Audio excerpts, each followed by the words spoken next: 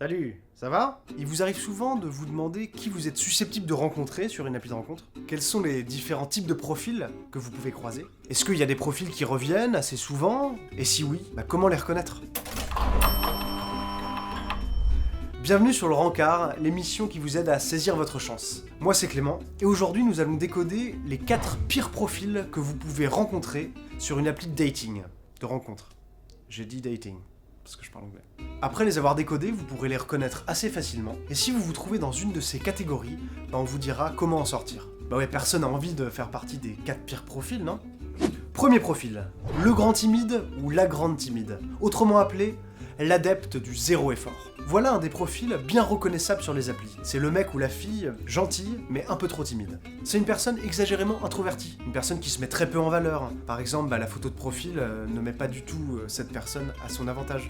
Cette personne ne fait pas forcément d'efforts pour aller vers les autres. C'est typiquement le genre de personne qui sur une appli de rencontre ne viendra jamais te parler, et qui dans la vraie vie ne fera jamais le premier pas. L'idée d'une appli de rencontre, c'est quand même d'être assez transparent, c'est-à-dire donner des informations sur vous. C'est vrai qu'avoir un coup de cœur sur quelqu'un à travers une application, c'est pas toujours évident. Alors il faut mettre toutes les chances de votre côté pour attirer l'attention de l'autre.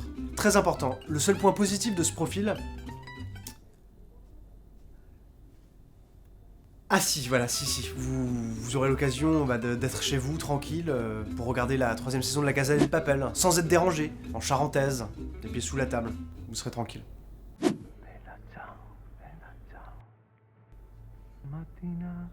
Bah voilà. Personne m'écrit.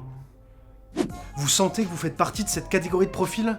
Alors regardez bien comment en sortir. En fait c'est simple, commencez par prendre une photo de vous qui vous met en valeur. D'ailleurs n'hésitez pas à en faire plusieurs de vous. Plus on a de photos, plus on a de chances de crocher. Au lieu de la faire avec votre portable en selfie comme ça, un truc un peu moche, demandez à quelqu'un de la faire pour vous.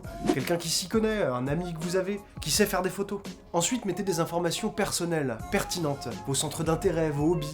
On veut savoir qui vous êtes. Et puis dernière chose, essayez d'arrêter d'être dans la position d'attente. Prenez les choses en main. Bon, qu'est-ce qu'il a dit? Qu'il fallait se prendre en main, c'est ça? Bon, allez, celle-là, elle me plaît, je lui écris.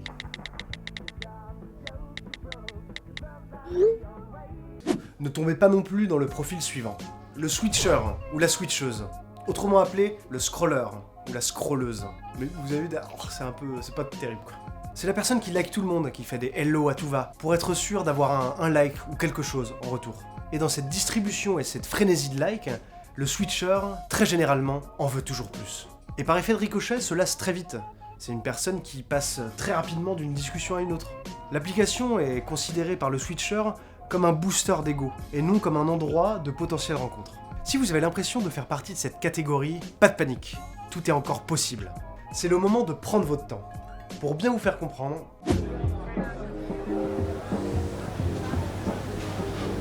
Salut. Salut. Ça va? Ça va et toi? Bah ouais, pas mal, ouais. Tu fais quoi dans la vie? Moi?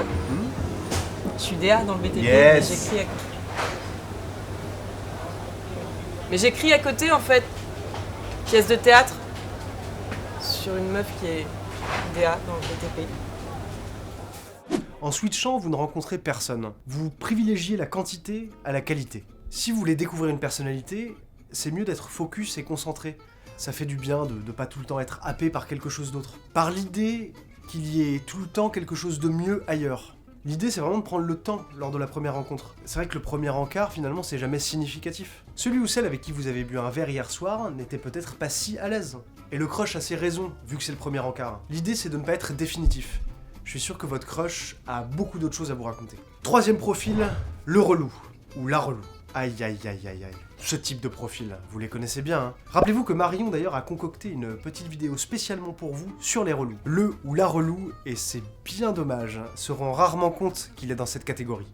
Aveuglé par la volonté qu'il se passe quelque chose rapidement, par le fait de plaire à tout le monde, cette personne n'aime pas l'absence de réponse. C'est une personne qui est en constante relance, en attente perpétuelle. Elle veut à tout prix un crush, et quand crush il y a, la demande envers le crush est trop présente, trop forte, trop, que du coup, ça devient vraiment relou.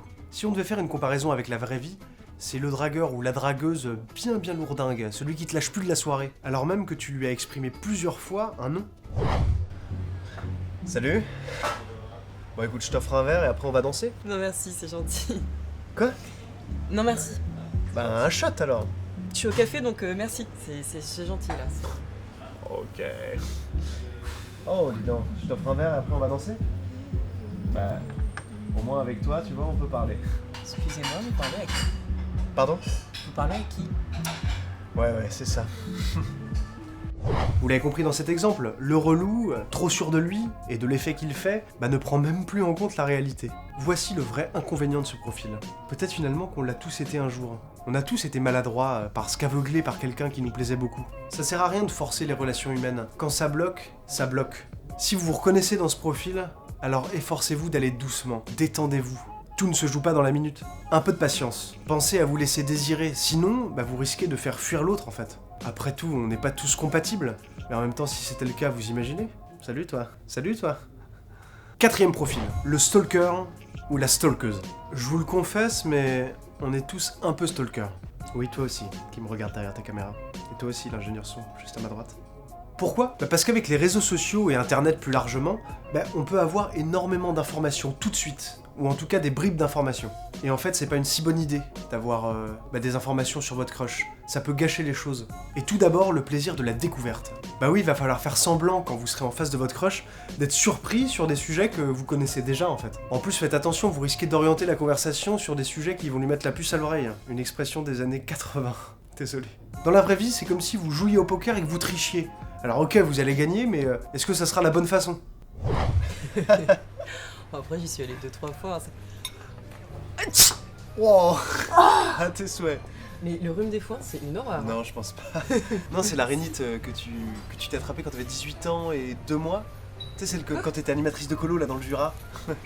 Cette année-là, t'avais des petites mycoses sous les pieds. Pied droit. Puis t'avais un plâtre aussi pendant un petit moment parce que tu t'étais foulé le coude. Comment tu sais ça? Et tu traînais avec Joséphine et Michael. Michael, il était amoureux de toi d'ailleurs. Tu sais ça? Où tu vas, Marion? Malade. Marion! Le point positif, c'est que ça peut être rassurant d'avoir des informations sur la personne que vous allez voir, pour éviter les blancs par exemple. Mais encore une fois, la meilleure chose, c'est de découvrir ça sur l'instant, de rebondir sur les choses qui sont dites, pour être dans un vrai échange spontané. Si vous avez déjà vu ses photos de vacances au Mexique, vous savez qu'il travaille en tant qu'avocat, qu'il aime Bob Dylan ou sabre laser, vous serez moins surpris. Vous ne serez pas enthousiaste. Il manque un T. Vous serez moins enthousiaste, vous ne vibrerez pas à la même fréquence, vous risquez même d'être blasé ou même absent, puisque les informations, vous les connaîtrez. Si vous faites partie de ce genre de profil, un conseil, ne cherchez pas à tout connaître de votre crush avant même de l'avoir rencontré. On a vu ensemble de manière assez exhaustive les 4 pires profils que vous pouvez rencontrer sur les applis de rencontre. Si vous en faites partie, vous savez maintenant comment faire pour ne plus que ça soit le cas. Et si vous n'en faites pas partie, vous savez comment faire maintenant pour les éviter. En espérant comme d'habitude que cette vidéo vous sera utile, je vous dis à très bientôt pour de nouvelles aventures avec une autre chemise bien fleurie puisque c'est l'été et on commence à le sentir très rapidement. Et pensez bien à mettre un petit pouce bleu, n'hésitez pas à cliquer sur tous les liens là qui s'affichent ici, c'est toutes les autres vidéos qu'on a concoctées avec Marion. Et bien évidemment, si vous aussi vous êtes tombé sur d'autres types de profils bien lourds ou vraiment les pires du monde, n'hésitez pas à les mettre en commentaire dessous, on sera ravis de vous lire. A très bientôt.